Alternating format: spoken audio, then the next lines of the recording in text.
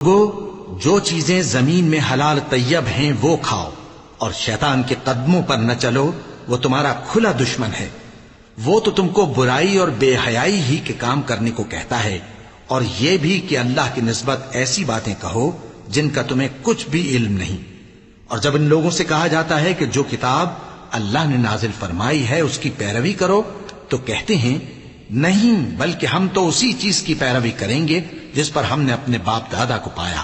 بھلا اگرچہ ان کے باپ دادا نہ کچھ سمجھتے ہوں اور نہ سیدھے رستے پر ہوں، تب بھی وہ انہی کی تقلید کیے جائیں گے۔ جو لوگ کافر ہیں ان کی مثال اس شخص کی سی ہے جو کسی ایسی چیز کو آواز دے جو پکار اور آواز کے سوا کچھ سن نہ سکے۔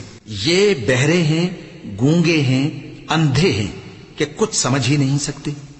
اے اہل ایمان، جو پاکیزہ چیزیں ہم نے تم کو عطا فرمائی ہیں ان کو کھاؤ، اور اگر اللہ ہی کے بندے ہو تو اس کی نعمتوں کا شکر بھی ادا کرو۔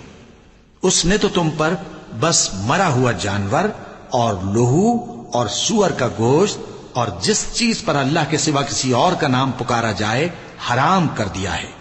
ہاں، جو مجبور ہو جائے، بشرطے کہ اللہ کی نافرمانی نہ کرے اور حد ضرورت سے باہر نہ نکل جائے، اس پر کچھ گناہ نہیں۔